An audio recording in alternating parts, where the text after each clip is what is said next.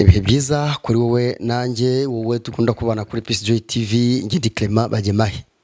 Muri iki gihe ari ibibazo bitandukanye bigenda bigaragara ko bituruka ku nyigisho nkeya z'abagiye kurwubaka z'abagiye gushakana abasore n'inkumi, ibyo bigatuma havugwa ko bitera ari byo bikurura divorce kubera ko nta bumenyi bwo kujya gushaka bamwe baba bafite, none ugasanga n'ababa pastor n'ababandi babwiriza cyangwa se bashumbya amatorero batagira uruhare runini mu kwitanga izi nyigisho. Tugiye kubigarukaho mu kanya gatoya kugira ngo twumve umushumba twabararikiye icyo atubwira kugira ngo twumve byinshi bijyanye nabyo, kugira ngo abantu bajye banamenya yenda izi nyigisho niba koko kuba zidatangwa ku bwinshi cyangwa se igihe kirekire ibyo bitera amadivorce ya hato na hato, cyangwa se batazitanga niba ari byo koko. Tugiye kubigarukaho kugira ngo turebere hamwe ibyari byo. Nkuko nari maze kubabwira, ibibazo ni byinshi muri iki gihe, baritana ba mwana abagabo n'abagore cyangwa abasore n'inkumi ati rwose n'inyigisho usanga twiga mu mashuri atandukanye, ariko ibyo kwiga ku bijyanye n'umubano, inyigisho zijyanye n'ingo ntabwo zigishwa, ku buryo bituma tubijyamo rimwe na rimwe tutabizi. Bamwe bakavuga ati hari igihe abasore n'inkumi bagira ngo ni ukujya kwishimisha bya bindi bya gisore n'inkumi by'abasore n'inkumi, ariko ntibamenye ko kubaka umuryango ari umushinga uremereye usaba gushyiraho imbaraga n'umutima ndetse n'ubwenge. Benshi rero bakabigarukaho batunga agatoki abashumba aseku cy'abapasitoro, abantu benshi badatanga izi nyigisho zijyanye no kuba yenda harebwa impamvu ki izi nyigisho zidatangwa. Tujye ku murongo wa telefone tugiye kuganira n'umushumba agira icyo atubwira kuri byo, hanyuma nawe aho uri witegure kugira icyo ubivugaho, ntacyo bitwaye, kugira ngo tuze kurebera hamwe ese hakorwa iki kugira ngo abantu bo kwitana ba mwana. Kuri wowe wabigenje tujya gushaka, wabigenje ute? Ni urukundo, ni impuguro z'ababyeyi, ni iz'abashuti bawe, wabonye inyigisho? Reka twumve icyo uwo mushumba atubwira nk'uko twabibateganyirije. Yego mushumba, muraho neza? Yego muraho. Amakuru yanyu? Amakuru ni meza. Mumeze neza, murakomeye? Meze neza. Okay, uri onea rwose online, ni Clement Bagemahe, turakwakira cyane muri studio zacu. Murakoze cyane. Muri iki gihe hari ibibazo bitandukanye bigenda bivugwa ku ngo, isenyuka ry'ingo rya hato na hato, biraza amati bamwe hanze biravuga ati basore bamwe babikora bazi ko bagiye kwishimisha n'inkumi, nuko abandi basanga ni umushinga batateguye, abandi ati gutandukana bituruka yuko nta nyigisho abapasitoro batanze. Tangira wibwira abadukurikiye muri aka kanya, tukubaze uko byumva kuba izi nyigisho zitungwa agatoki, impamvu zidatangwa cyangwa se niba zitangwa zifite uruhe rugero. Tugwaye ikaze, mwitwa bande, muherereye hehe? Murakoze cyane, nitwa Revera Pasiteri Nzana na Fideli, mushumba w'itoro rya IDPR Impinduka. IDPR Impinduka ni ukuvuga iki tukiri aho? Alo? Oui, turabumva. IDPR Impinduka ni iki tukiri aho? IDPR Impinduka ni Union d'Eglise de Pentecôte y'u Rwanda. U Rwanda. Ni ukuvuga ikaba ifite siège mu Ngororero, ariko ikaba ifite amashami mu Rwanda hose. Amashami mu Rwanda hose. Kuri ubu rero hari ibibazo twamaze kugenda tukubwira, gutandukana za divorce, bamwe bagatuga gatoketi abapashumba ba apotre ababishop, mwebwe mwese ngo nimutange inyigisho zabubatse. Nibyo koko izi nyigisho zirakenewe? Ese ni ngombwa? Ese nizo koko mudatanga ku buryo abadatanga abashumba n'abapotre bamwe ku buryo birwitwazo mu isenyuka ry'ingo? Murakoze cyane kutubaza icyo kibazo. Inyigisho turazitanga, ariko hari zikeneye kongerwa. Ko inyigisho akenshi zitangwa kuri finali ku munsi wo gusezeranya abageni, nubwo baba baragiye bahabwa izindi mu gihe gitandukanye, ariko ntabwo zihagije. Ntabwo zihagije kuko uyu munsi hari byagombye guhinduka mu myigishirize yo kwigisha abantu bagiye gushinga ingo. Ego impamvu ya mbere dufite ingorane muri iyi minsi zijyanye n'icyitwa umuco. Alo turakumva cyane mushumba. Alo turakumva cyane. Dufite ingorane nyinshi cyane zijyanye n'icyitwa umuco ugenda utakara. Rero uwo muco nawo kuba umuco ugenda utakara uba imbogamizi y'izi nyigisho duha abantu bagiye gusezerana. Ubu imbogamizi gute? Uba imbogamizi gute bitewe n'uko birakwiriye kwigisha inyigisho z'abubatse z'abagiye gushinga ingo uburyo bagomba kwitwara, ariko ugasanga n'ubundi turi kwigisha abantu tutarabanje kubigisha umuco. Kuko uyu munsi baba bazi ko bagiye mu munyenga, umusore n'umukobwa bazabyara, n'umugabo bazabyara. Yego nubwo rero ngo ni umushinga muremure, ariko kenshi turi kwigisha ntabwo ngo dushobora kugerayo. Yego ubwo rero biba bikwiye kugira ngo twongere inyigisho, ariko tujye dufata n'umwanya wo kwigisha icyitwa umuco. Ko uyu munsi umuhungu n'umukobwa bagenda bagakundanira mu modoka kuri WhatsApp, kuri social media, mbese ku mbuga nkoranyambaga bari gukundana. No mu bukwe bahuriyemo bakabona ukuntu abasore bari bambaye, ukuntu abageni yari yambaye, umusore akavuga ati nanjye nawe twambaye kuriya burya byatubera. Mbese ibyo bakabikora nk'abigana. Yego atari ikintu babanje gutekereza, babanje kwiga. Noneho uyu munsi nukora ubushakashatsi uzasanga abantu benshi barambagirizanya mu bukwe. Nukuvuga ngo uyu munsi umuntu agiye mu bukwe yaratumiwe, uburyo abona umugeni yambaye, uburyo abona umusore yambaye, nabo ubwabo bahita batangira kwishushanya n'icyo kintu. Bagahita batangira gupanga imishinga, kumva gusa bagapanga n'uburyo bazaba bambaye neza, n'uburyo abantu bazabaherekeza, ariko ntibapange ko bagiye kwinjira muri university, ntibapange ko bagiye kubaka etaje. Rero ni ikintu gikomeye cyane utabyuka ngo utekereze ngo ugiye gukora, n'ubwo abantu babyuka bakabitekereza bakajya kubaka ingo. Akenshi baza banatugana batubwira twebwe turaje ngo mutwe, urumva ko izindi nyinshi ubwabo baba barazihaye, izindi nama baba barazigiriye, baba barangije kwigira inama ubwabo. Kandi igihe cyose buca umuntu iyo yigiriye inama ubwe wenyine ishobora kumuyobya. Rero ni ikintu gikwiye kugira ngo habeho inyigisho z'igihe kirekire. Ndibuka hari umugabo umwe yagiye no gusezerana, aragenda barabaza ngo wemeye kuzabana n'umugore wa Karamata kugeza aho ukuza abatandukanye cyangwa se yose agatse gutwara itorero rye ryera hari mu rusengero. Ariko ati oya, ati niwe nta Karamatasha nzamutungana neza mwirukane. Icyo gihe abantu bose byaratunguye. Turakumva cyane. Icyo gihe abantu bose byaratunguye. Biramumaka abapasiteri bamujyana hanze baramwigisha. Agarutse arongera, bageze kuri hano arongera aratanga. Arabyanga ngo ntabwo ari Akaramata.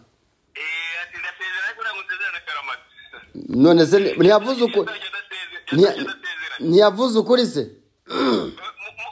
Urebye ugiye kubara wasanga yaramwigishije ukuri. Impamvu ya mbere, Akaramata hari uburyo we akumva, atagasobanuriwe, atabwiwe n'akariko.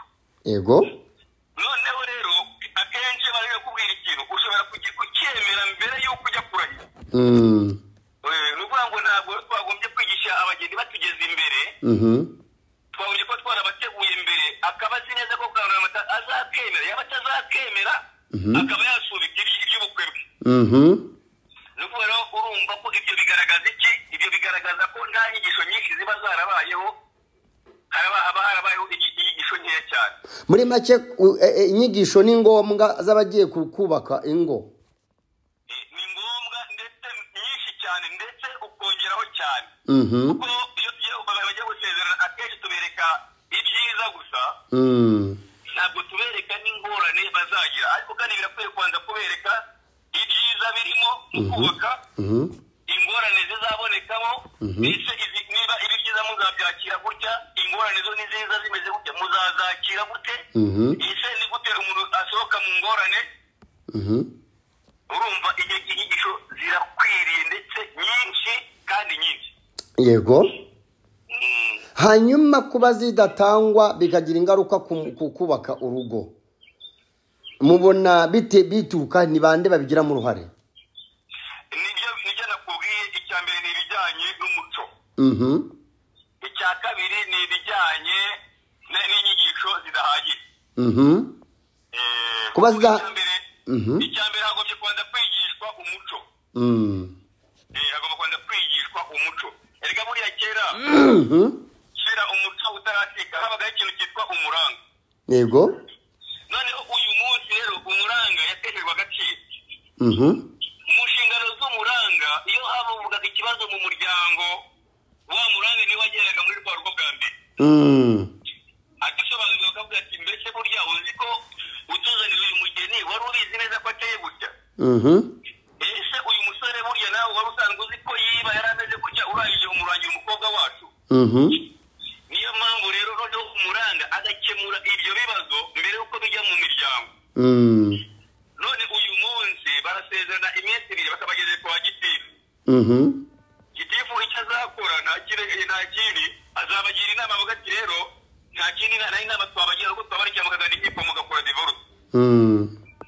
rero harakwiriye kugira ngo habanze umuco tubanze tubigishe umuco tubigishe akamaro k'umuranga mbese birakwiriye kugira ngo umuntu wese uri kwigisha inyigisho z'abasezerana abanze kubigisha umuco cyangwa se muri uwo mwanya hakareba mu mwanya w'umuranga none se ninde bakababyigisha ni ababyeyi ni ba nyirasenge babo ni idini ni abashumba bayobora amatorero n'amadini ni bande babyigisha ibyo uyu munsi uruhare rwa bose rurakenewe nk'uko nabikubwiye ndagaruka kuri wa muco uyu munsi umuhungu n'umukobwa bahuriye mu bukwe niba barahurira mu bukwe bakareba uko bambaye nabo barahita batangira kwishushanya na bwa bukwe ndetse kenshi 80% nta nubwo bazabibwira ababyeyi babo ahubwo bazabibabwira kuri finali noneho ni ukuvuga ngo uyu munsi rero ntabwo abantu uyu munsi barambagiza umuco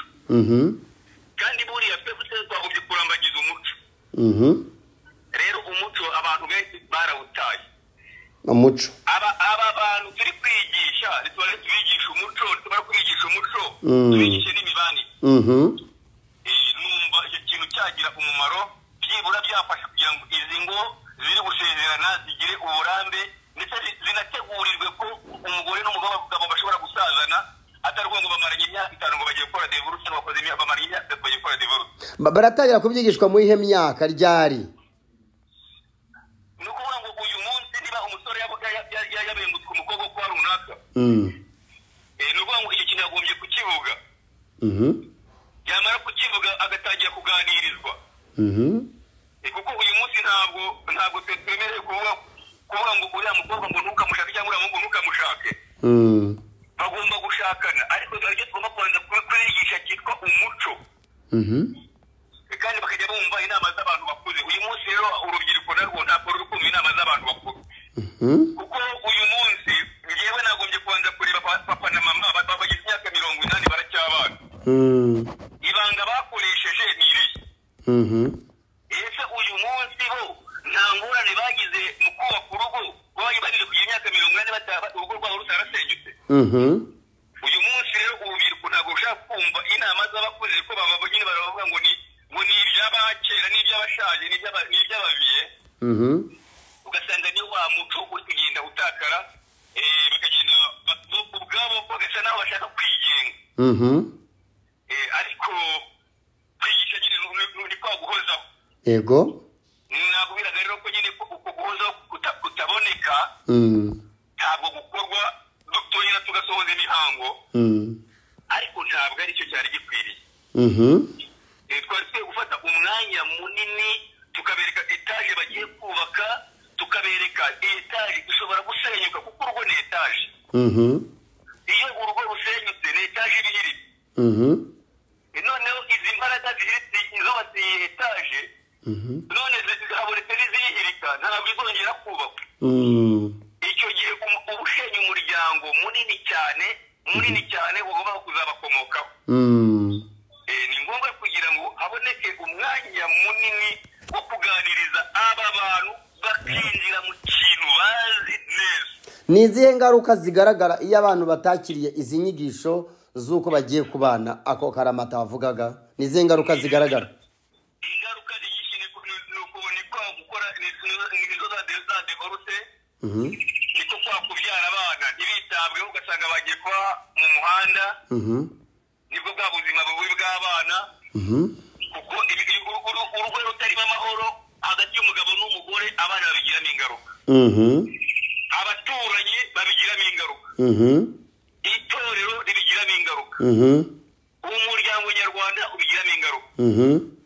Bitewe n'uko buri munsi yo kujya kumva mu mudugudu, mu kagari n'abiranye ngo tugiye kuganira ku ngo zibanye nabi.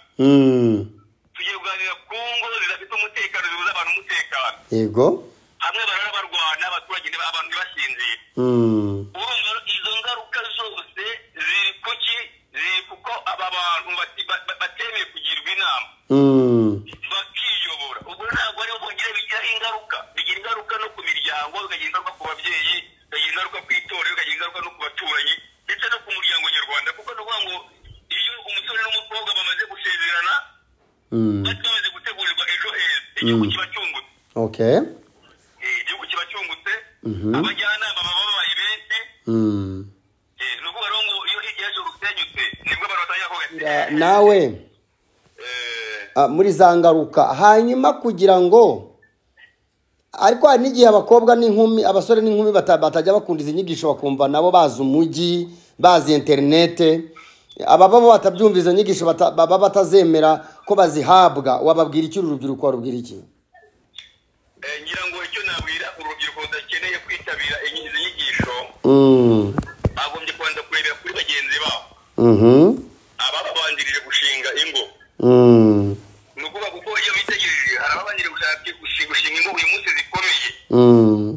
Bagombye kumenya ko izi ngo kuba zikomeye nuko zakomejwe n'inama bahawe. Izi ngo zakomejwe n'inama bagiriwe.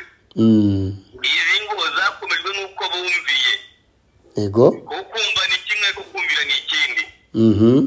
Noneho bagombye no kumenya yuko izi ngo zijegajega, izi ngo zihora mu makimbirane, izi ngo ziri muri divorce, izi ngo zifite abana babayeho nabi kubera ingaruka z'ababyeyi. Bagombye kumenya ko aba ni abantu batigeze cyangwa se banze kumvira impuguro, banga kumva inama, banga no kuzishyira mu bikorwa. Ariko byibura ikimenyetso cya mbere cyangwa urugero bagombye kubanza kureba ko urugo rwa runaka rukomeye uyu munsi, urugo rwabo rutajegajega, ruratunze, ruratunganiwe. Ibanga bakoresheje riri nta rindi, nuko bumvishe kandi bamara kumva bakanumvira. None se abapasitoro bo badatanga izi nyigisho mu buryo bwagutse burambuye, ubona nta ruhare bagira mu gusenya uyu muryango n'iyi sosiyete turimo tuvugaho? Nicyo nahoze ndi kukubwira, nkubwira ko akenshi ushobora gusanga umupasiteri abonetse kwigisha abagiye gushakana ku munsi wo kubasezeranya. Ubu nawo ni umuhango aba agiye gukora. Ariko arakwiriye nawe yagombye kumva ko uru rugo nubwo agiye gukora umuhango, ariko uruhare yagize kugira ngo ashinge fondasiyo urugo ruzubakiraho ni iyi. Ni ukuvuga rero ngo aho ngaho umuntu wese umeze gutya yagombye kwigaya, akanahindura, kuko uyu munsi uru rugo niruhora mu makimbirane bitewe n'uko twigeze rwumva inyigisho n'impuguro z'uwo mupasiteri, nawe bizamugiraho ingaruka no kwitorera ayoboye. Hanyuma urabwira abasore n'inkumi n'abubatse wenda batagije amahirwe yo kugera muri izi nyigisho, urababwira ko kutiga izi nyigisho ari ukwikururira ishyano mu muryango? Ni ukwikururira ishyano mu muryango, kuko abantu bagiye kubaka ingo ntabwo aribo bagiye kubaka, hari abababanjirije. Hari abababanjirije, bagombye kureba kuko hari n'abana bameze gutya ko nabo bafite n'imiryango cyangwa se n'ingo zibanye nabi na pasi na bagera no batabanye neza. Yego. Ntabwo rero uyu munsi bagombye kwifuza ko ingo zabo zizamera nk'iz'iwabo, n'izo kwa se no kwa nyina. Ahubwo ni ukuvuga ngo umuntu wese yagombye kwigana icyiza ntiyigane ikibi. Niba uyu munsi urugo rukora runaka rubanye nabi, ntabwo ari urwo kwiganwa. niba urwo rukwaruna karubanye neza rutunganiwe n'urwo kwiganwa. Okay. Icyo ni ikintu bagombye kumenya kandi bakacyubaha. Ese mushumba kuki utavuze ngo kwigisha ibyo kubana no gushinga urugo? Kuki utavuze ngo Minisiteri y'Uburezi izabigiremo uruhare ikora ibitabo byabyo bajya byiga muri za secondaire na kaminuza? Kuki utabivuze? Ni byiza ko icyo gitekerezo mpamvu gitanze. Ariko izabikore. Ariko cyane izigishe n'umuco. Kuko uyu munsi tuyatuma ko Minisiteri y'Umuco ihari na siporo. Ariko siporo reka tugiye mvuga ko bigenda neza, ariko reka turebe ku muco. Uyu muco nge niwo numva ari ngarukaho cyane. Uyu muco tuvuga urahari. Kuko ari nawe mubwira ngo kuvuga ni kimwe ariko gukora ni ikindi. Uyu muco urahari. Kuko no kuvuga ngo umwigisha agomba gusa n'ibyo yigisha. Yego. Umwigisha agomba gusa n'ibyo avuga. Rero uyu munsi ngewe nzaba nta muco ngira, njye guhagarara imbere y'abantu bigisha umuco kandi nanjye ntawo ngira. Okay. Ni byiza rero ko uyu munsi uyu mwarimu ugiye kwigisha umuco nawe yagombye kuba ufite kugira ngo akanawumuvomaho. Yego. Kuko ntabwo ikigenerwaho amagambo si yavuga aho guhamagara ibikorwa by'umuntu. Okay. Turakugenda imbere y'abantu navuga nkaba ndi guta inyuma yawe bitewe n'uburyo bari kundeba. Yego. Ariko nshobora no guhagarara imbere y'abantu ntavuze gusa. Ibikorwa byanjye uko bambona bikavuga. Yego. Ubwo rero ibyo bitabo bagomba kubishyiraho ni byiza, ariko bakigisha n'umuco. Urakoze cyane. Uratanga izihe nama rero ku bari aba bashumba b'amadini n'amatorero badatanga inyigisho zirambuye ku bagiye gushakana, ari nabyo bigenda bizana ingaruka zimwe na zimwe zituma ya miryango ibana nabi? Uratanga izihe nama kuri aba bashumba rero? Murakoze. Inama natanga nuko aba bashumba bagenzi banjye bagomba gufata umwanya wabo munini bakawigomwa, bakajya gutanga izi nama kandi bakazitanga kenshi, badategereje ku munsi wo kuvuga ko hari abarimu bigishije cyangwa se hari abandi bagenzi babo bigishije aba bageni. Ahubwo nabo ubwabo bakaba barafashe umwanya muri wo kubaganiriza ndetse no kubasura. Kuko uyu munsi dusezeranye n'abageni benshi tutazi n'aho bagiye kuba. Mugagenda ugasezeranya abantu nyamara wenda bafite ahantu bagiye bakodesha, ariko utageze unabaganiriza ngo ubabaze byibura ni iki bateganya. Ese ubukode bafite aho bazajya babukura? Ese bateganya kuzava mu bukode gute? Urumva rero birakwiye kugira ngo byibura bagenzi banjye nabo bajye bikubita agashyi, bafate umwanya wabo munini gusura aba bantu, bamenye n'aho bazatura. Noneho bamenye n'ubuzima bateganya kuzabamo. Nabo nibarangiza babahereze ubuhamya bw'uko babayeho n'uko uyu munsi bahagaze. Yego. Nibarangiza babahe na password ari ryo banga ritumye uyu munsi bari uko bari. Yego. Bari abo bari bo. Kuko uyu munsi ushobora kwishimira ariko umwanya n'umwe password. Rero birakwiye kugira ngo bahereze abantu password uyu munsi, duhereze password abantu uyu munsi. Ibanga twakoresheje uko uyu munsi mpagaze gutya, ko uyu munsi ndi kuri uru rwego, ko uyu munsi urugo rumeze gutya, ko uyu munsi abana bameze gutya. Password ni yego. Ibyo bizafasha ingo ishya ziri kuvuka kurama no gukomera. Ababyeyi bababwira iki rero bafite abasore n'inkumi babyaye? Ababyeyi bari bababwira iki? Ababyeyi ntabwo nababwira bo byinshi. Kuko urubyiruko rw'uyu munsi turaruzi. Turaruzi kuko uyu munsi iyi nama ntabwo bakunze kumva inama z'ababyeyi, kuko bababwira ko ibitekerezo byabo ari ibya gisaza nyine cyangwa ibya gikecuru. Ababyeyi uruhare rwabo rwose ntabwo baba batagize. Ariko nicyo navuze, kwigisha ni uguhozaho, ntabwo bagombye guterera iyo. Ahubwo bakomeje burya umuntu w'imwigisha buhoro buri munsi agerageza avuga ati ariko uyu muntu utanzibukira harimo ikintu ngerageze numvira inama. Ubwo rero kudacika intege kw'ababyeyi no guhozaho nabyo bizatanga umusaruro.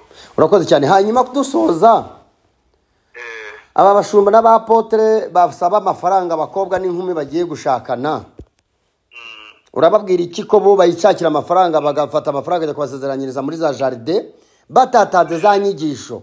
bo urababwira iki by'umwihariko? urumva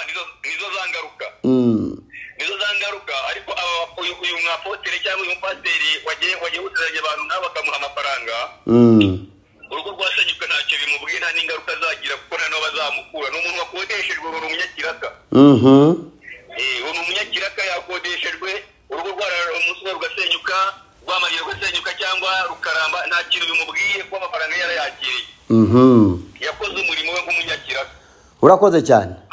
ariko noneho ndeka mvuge ku kintu giteye gutya wenda mvuge ku nshingano ku nshingano z'uyu mupasiteri cyangwa z'uyu mwa apotre yagombye kumenya ntabwo yagombye guha agaciro cyane amafaranga yagombye kureba no ku nyungu z'aba bantu agiye gusezeranya ese nubwo agiye gukora ikiraka bagiye kumuha amafaranga urugo nirukomera nazakenerwa na benshi kugira ngo ajye gusezeranya benshi kuko bazi ko abo yasezeranije aba yabahaye inama n'impanuro kandi impanuro zabo zakomeje ingo z'abo bantu. ariko niba uyu munsi se yabasezeranije aho muri sare cyangwa muri gende amafaranga y'urugo rugasenyuka yego ababibonye bazajya babaza ngo mbese yasezeranijwe nani nuko ngo icyo gihe nawe azaba ari kwitesha agaciro ko bazaba umuntu umunyakiraka n'umuntu wishakira amafaranga nta nyigisho afite nta nizo yatanze nta n'inama nta n'impugu nibyo abari kwica inshingano ze. Revera Pasiteri Mushumba ukaba umuvugizi wa IDPR Impinduka nk'uko mwatubwiye ko mufite icyiciro ngororero turagushimiye cyane ku mpuguro n'inama utanze na intervention utanze kuri iyi nsanganyamatsiko yacu. Murakoze cyane namwe Imana yabamugize. Ibihe byiza cyane Mushumba. Murakoze cyane mwese muri kumwe natwe murabyumvise umushumba arabivuze. Ni ikibazo cy'inyigisho mwebwe mubibona mute ese mwatangiye ibihe bitekerezo na hanyu na hacu ni ukugenda dujya hirya dutanga ubujyanama butandukanye kugira ngo ejo hanone n'ejo hazaza hazaba ari heza hashingiye kuri izi nyigisho biri ngombwa ko abantu bamenya mbere y'uko bajya kurushinga no kubaka urugo. Ibihe byiza kuri mwese.